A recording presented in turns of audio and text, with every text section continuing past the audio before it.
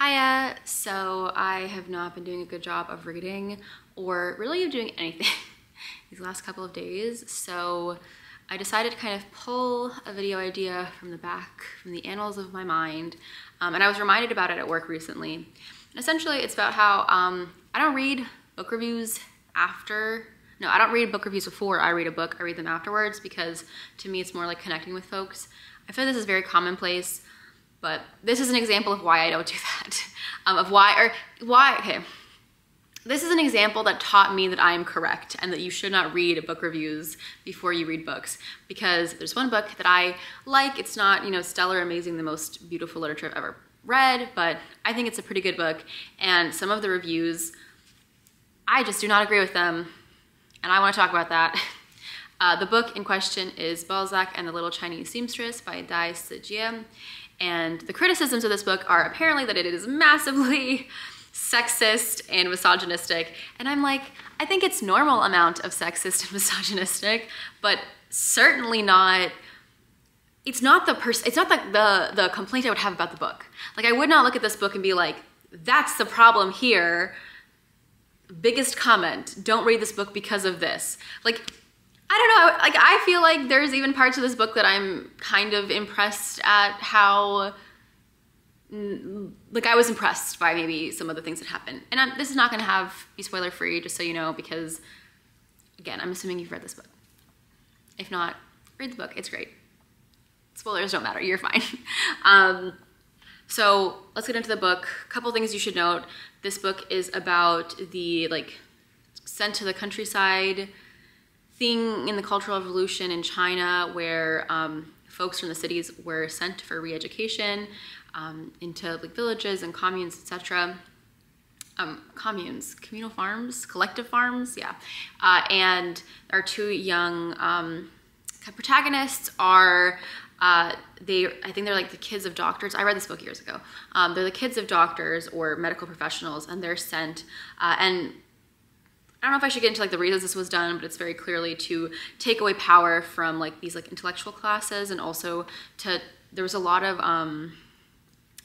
like youth organization within the Cultural Revolution, and they were getting a lot of power, and so I think there was this intent to like disperse power, so that these like the young groups didn't have as much. So it was like, yeah, spreading out people is an effective way of like taking away their power, because they can't like organize in these groups anymore.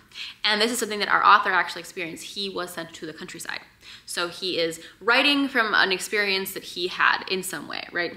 He knows what it's like to be sent. The two protagonists, they're sent to the countryside for education, and due to some events there, which I will not get into, read the book, they discover forbidden Western lit, so like Balzac and Dumas, and they end up reading it to themselves, and eventually they start kind of performing these. They don't say like, I'm performing illegal literature to you, but they start telling these stories and performing them, and it gets them clout within the villagers, and they're even like given time off early so that they can do these presentations. They eventually also meet this young, beautiful girl in the area, the Little Chinese Seamstress, and that's where I'm gonna kind of leave it for now, because I think most of the other stuff I wanna discuss actually involves the themes of the story and whatnot. So the ending is that the Little Chinese Seamstress leaves. Like, that's important for you to know. She leaves. Okay, so note one, I have my notes down here. Note one is that our two protagonists, one of them is Luo, and he is not the narrator, but he's very clearly the like main character energy guy in the situation, because he is the most charming, the more attractive, I believe, and it's very clear, like, it has a kind of that Gatsby thing where, Nick is the one who's telling the story, but the main character is Gatsby. And our protagonist serves both as a narrator in the sense that we're seeing the world through his perspective, but also in that that the story doesn't really revolve around him. If you read the back of the book, it almost makes it seem like there's gonna be the rivalry of like fighting for the Little Chinese Seamstress affection. But I don't think that happens. I think it's more like two friends one of the friends gets a girlfriend and the other guy's like, yeah, your girlfriend's really cool, but that makes sense to me. I see why she picked you. Anyone would pick you. And I don't think that there's, it's not like a negative thing. He's not like judging her because she didn't pick him. He gets it, and he kind of still maintains a friendship with them. He's like third wheeling all the time. Oh. And honestly, he's like such a real one. The narrator, he like helps out the little Chinese seamstress when she gets pregnant and needs an abortion. He helps like get her access to it, and he goes with her, and it's really dangerous and really scary. And when reading the story, I didn't think that there was any like judgment on her. It wasn't, you know, it was clearly like a friend being like, oh no, like you're in danger and I'm gonna help you out, and you know, I don't know, that's a Girl Scout right there. He takes you to the clinic.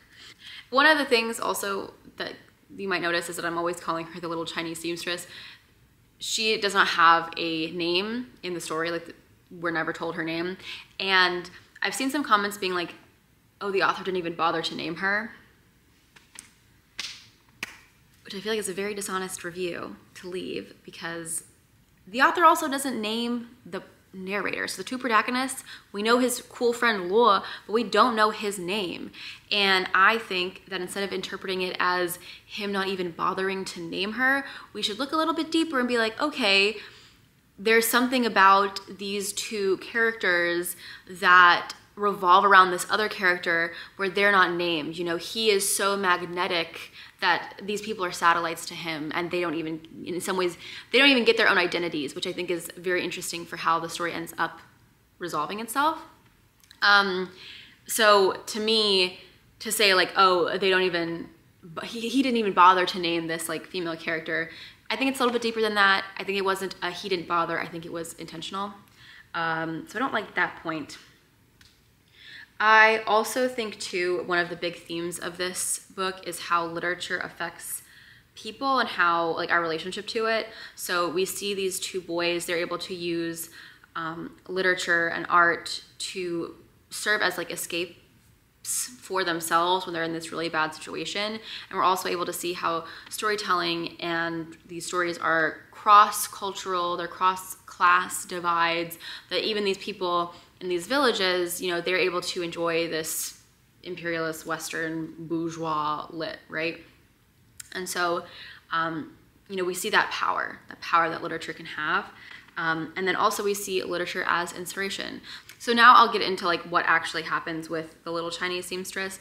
Essentially, she cuts her hair, I think joins the Communist Party, and leaves the village, which for these young men is a huge blow. They have repeatedly throughout the book been talking about how they're stuck there, they don't know when they're gonna get out, and she's able to leave. And she states that Balzac, the thing that Balzac taught her, the only thing she learned from Balzac is that a woman's beauty is like beyond price. It's essentially priceless.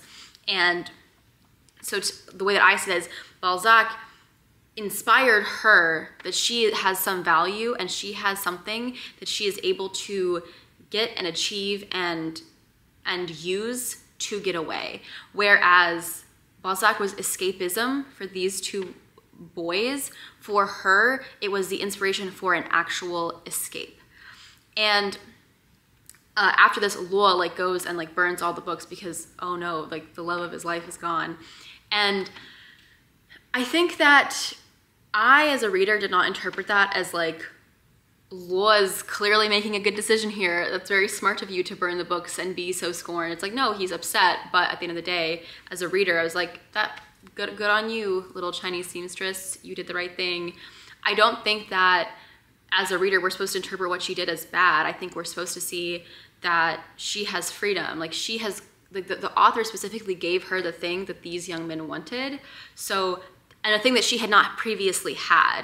Like, I think that we're supposed to see that as like literature has taught her something. It's supposed to be this good thing for her. And in some ways too, right, these young boys, they are the main characters of the story, but she is the one who gets up and goes. And yes, even though like the point about it being like, she learned that her beauty is the thing that matters about her, like, yeah, that's not my favorite. But still, like I don't know, like cutting your hair and joining this political movement, that to me is not necessarily centered around your beauty. Like she didn't she didn't like look at these two guys and be like, well, screw you, I'm gonna marry this like really old guy with a lot more resources and power than you. She went and did something. She was very brave to do all of that, and the narrator constantly describes her as being brave. Like she's willing to like climb there's some stuff that she climbed, and she like went and like was swimming, and Lua was like too afraid to do these things. You know, the named main character too afraid, but she, the unnamed female, was not afraid, and she then went on to leave and to be able to escape. I, as a reader, interpreted these as good things and as examples of how she was able to achieve this freedom. I did not take them as somehow like negatives on her part. And I'm kind of curious about the people who read this and were like, oh, this is so sexist. What should she have done? Like, what would have been a non-sexist ending for her? Or like a less sexist ending for her? Because I think she like achieves the ultimate goal, and what does she do? She like leaves a guy behind. I mean, I don't know, maybe it's just my background. I don't see that as like a terrible thing. This guy is gonna be stuck here for 10 years. Like even the whole abortion scene, right? Like she saw this thing that would put her at risk, would connect her to this village, and would connect her to this guy, you know, and also would be a crime to get to be pregnant out of wedlock. But still, like there was this like thing that literally, this like umbilical cord that chained her, and she was like, nope, cutting it off, I'm getting out.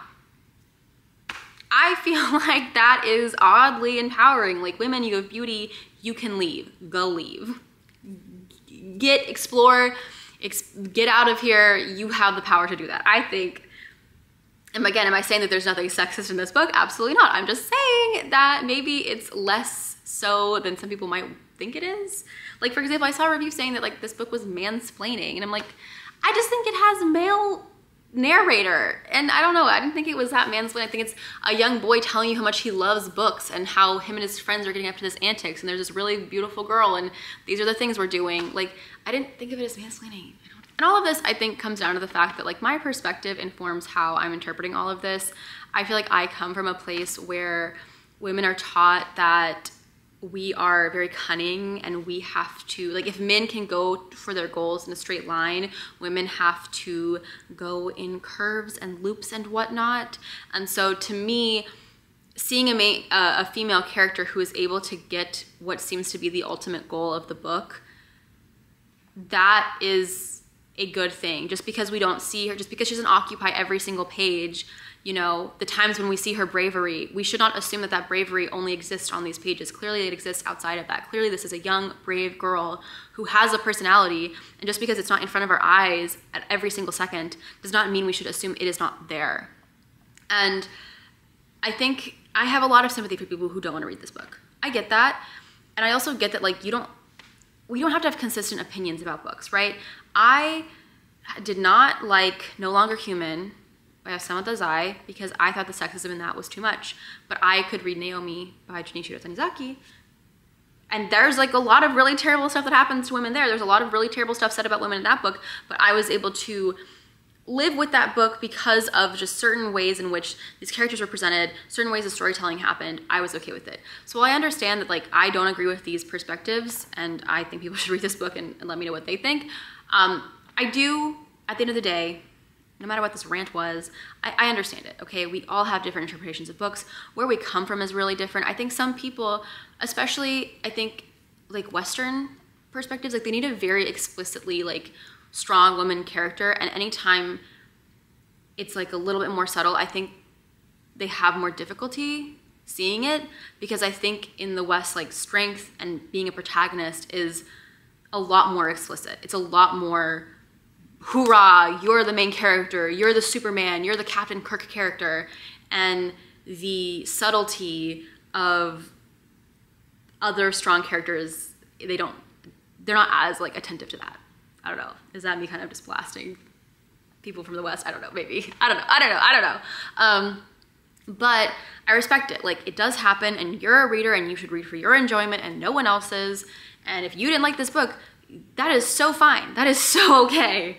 But I do think it's interesting to see different people's perspectives and to see people like engage. Like, when we do these reviews, if we do them in the vacuum of like, I don't want to see any other reviews, I just want to give my opinions, I think what gets missed in that is, you know, defend your point, and sometimes defending your point comes from analyzing the work from your perspective.